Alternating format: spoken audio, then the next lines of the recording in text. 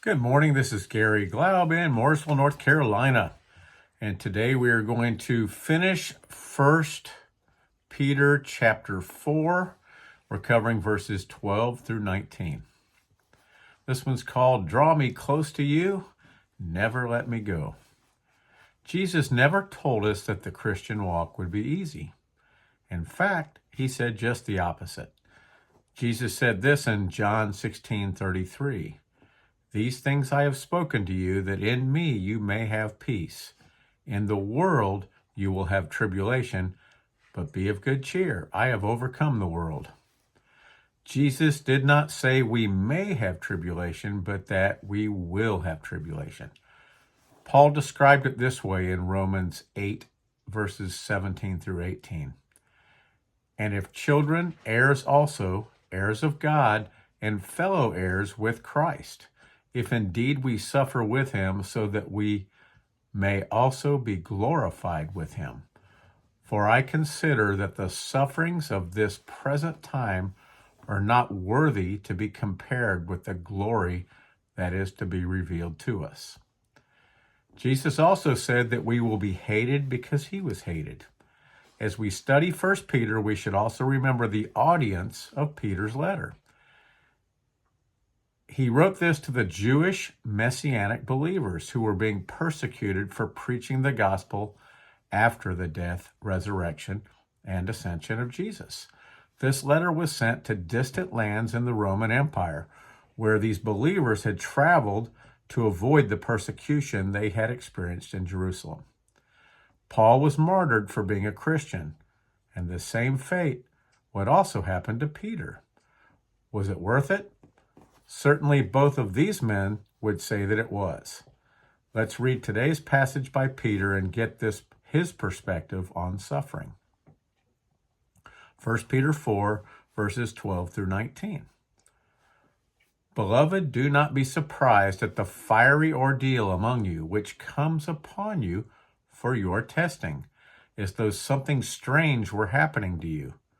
But to the degree that you share the sufferings of Christ, keep on rejoicing, so that at the revelation of his glory you may also rejoice and be overjoyed.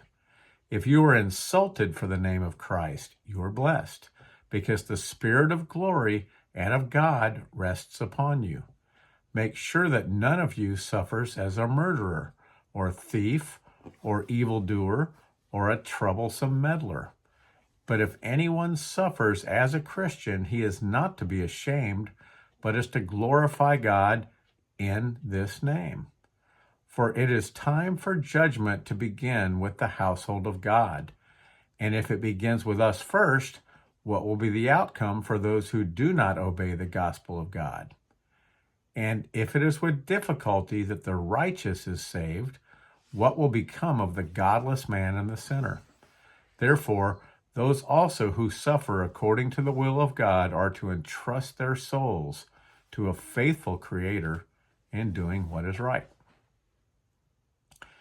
The fiery ordeal mentioned above in the NASB version is a fiery trial in both the King James and New King James versions, and trial is a much better description than ordeal.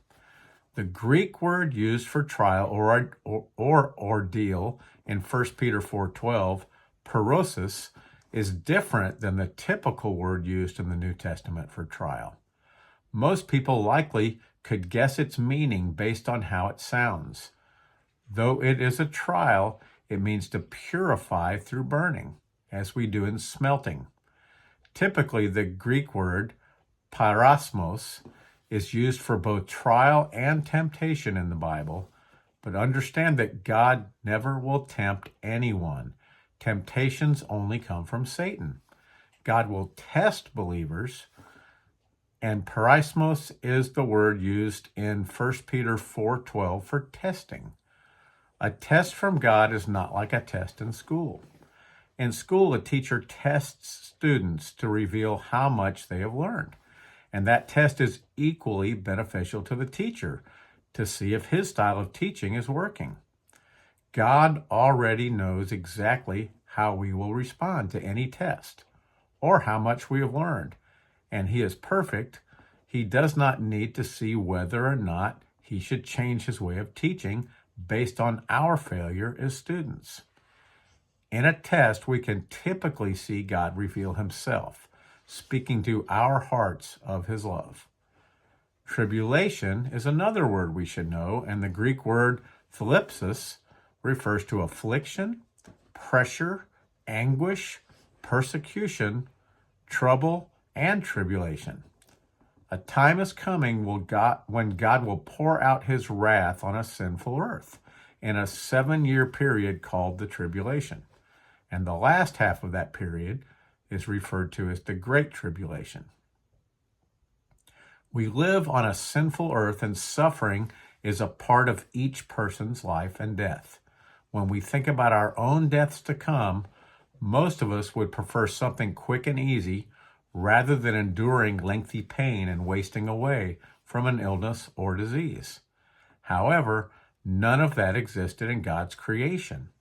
When God created the heavens and the earth and then created Adam and Eve, death did not exist. The first death on this earth occurred when Adam and Eve sinned and then realized they were naked. God clothed them with an animal skin, and most Bible readers overlook what had to occur for that animal to surrender its skin. That was the first death on this earth. God sacrificed an animal, and there definitely was spilling of innocent blood to cover the sins of Adam and Eve. The verses in Genesis do not reveal the type of animal, but as it pointed forward to Jesus on the cross, it was very likely an unblemished male ram. From that point on, suffering occurred because Adam and Eve, created as eternal beings, brought physical death and spiritual death into the picture. As believers, we are not to be surprised when trials, tribulations, tests, or temptations come our way. These are parts of our walks as Christians. Satan and his demons will continue to tempt us. He cannot take away our salvation, but he can negatively affect our testimony to a point where people will no longer listen when we share the gospel. Tests, trials, and tribulations will come our way as well. In the book of Job, we can read about God removing the hedge of protection from Job and allowing Satan to attack Job. This was not cruelty from God. Instead, even though God described Job as the most righteous man on the earth, God wanted to draw Job even closer and deepen their relationship even more. There's an old adage that there are no atheists in foxholes, referring to the fact that during wartime, fear causes people to reflect on the existence of God and his ability to come to our aid. But there is also a fight or flight response. Either we draw nearer to God when things are rough, or we walk away from him. The latter reflects either a person who is temporarily wrestling with God, or someone who did not really believe what they claimed to believe. Peter reminds us that if we suffer for Christ, we share in Christ's sufferings, and at that revelation of his glory, we will rejoice. Revelation means unveiling, and all of us as believers are anxiously awaiting the moment when we see the glorified Christ unveiled. Timothy said this in 2 Timothy 4:8. Finally, there is laid up for me the crown of righteousness, which the Lord, the righteous judge, will give to me on that day, and not to me only, but also to all who have loved his appearing. Before we see his glorious appearing, though, we will suffer. Suffering develops us as believers. Without it, we will not grow in the Lord. Some of that growth comes from our failure when we become angry at God for allowing suffering in our lives. We often look at others and think it is unfair that God is allowing this in our lives, but not in the lives of others. In addition, some of that suffering occurs because of our own bad decisions, and we can blame God for what we have done to ourselves and choices we have made. Peter mentions that some of that suffering can occur when we are reproached for the name of Christ. There are many places in the world where Christians are being persecuted for their belief in Christ. Though persecution for being a Christian has not reached that level in the United States yet, we have seen a change in how Christians are perceived. I once was told by an atheist, "You are the smartest person I know who believes that fairy tale." Our culture puts science over religion, makes fun of Christians for believing in God's creation instead of evolution, and most think the Bible is antiquated because it does not reflect modern beliefs or culture. In our lifetimes, we could see this cross over to physical persecution. Just remember, how we endure suffering shows our depth of relationship with God. It can be a measuring stick we can look at ourselves, as if in a mirror. But how we react to suffering also speaks to a world that does not know Jesus. When they observe our suffering and still see our joy, it perplexes them. How can you be so happy with what you're going through? Other than Jesus, it is difficult to find anyone who suffered for his beliefs more than Paul. This is one of my favorite stories in the Bible, in Acts 16, verses 25 to 30. But at midnight, Paul and Silas were praying and singing hymns to God, and the prisoners were listening to them. Suddenly there was a great earthquake, so that the foundations of the prison were shaken, and immediately all the doors were opened and everyone's chains were loosed.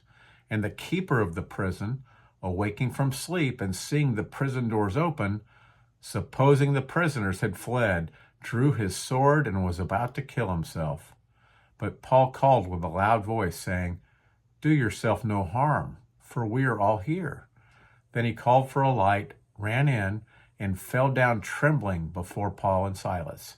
And he brought them out and said, "Sirs, what must I do to be saved?"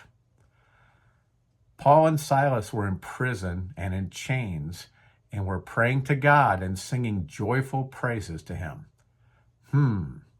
Sounds to me like these two should have been suffering, but instead of focusing on the negative, they were focusing on the positive. I am a child of God, an heir to the King of Kings. The Son of God died and paid the price for all of my sins. I will be with him for all eternity. We are so focused on now. We all have heard the adage that we should not be so heavenly minded that we are no earthly good. But the opposite is much more important. Don't be so focused on the earth. As the song "Turn Your Eyes Upon Jesus" says, turn your eyes upon Jesus, look full in his wonderful face, and the things of the earth will grow strangely dim in the light of his glory and grace. Nothing compares to the glory of his love. Follow him, regardless of earthly costs. And when we suffer, here is the best advice. James 4:8. Draw near to God, and he will draw near to you. Cleanse your hands, you sinners, and purify your hearts, you double-minded. God bless you. This is Garry Glaub in Mooresville, North Carolina. Look forward to tomorrow.